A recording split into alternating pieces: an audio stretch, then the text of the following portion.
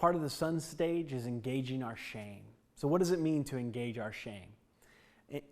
To engage our shame, we have to first locate our shame. How do you locate your shame? Do you know what you are silent about? What stories do you not tell? Where do you hide your face? Where do your tears come? Maybe some of your greatest fears. I remember for me, I was leading a conference, facilitating a conference on addiction. I was fielding some questions, probably, 20, 30 people there.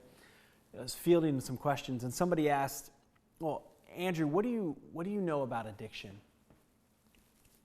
All of a sudden, I was caught up in the moment, and I said something to this effect. I said, well, because of my own 13-year addiction to pornography. And at that moment, again, it felt like time had stopped, and I literally was trying to grab the words back because I had never admitted my addiction out loud. Nonetheless, to a room full of about 30 people, to a conference, a workshop that I was leading, I was terrified. And yet, in the moment, I was gauging my level of shame.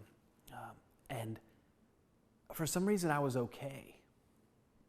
I had spent the last few years engaging my stories of shame in counseling, in prayer, working through my own addiction. But even though I had been sober for probably 6 or 7 years at the time, I had been working through the shame was part of my story. And so I was able to say it out loud because I had made peace with my shame. At that moment, I looked in their faces. They weren't horrified or disgusted. People weren't backing away. They were actually leaning forward.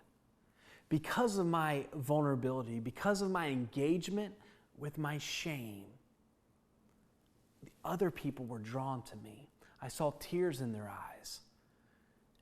They knew their own stories of shame, but they just didn't know how to talk about it. And I actually didn't either until I accidentally did it.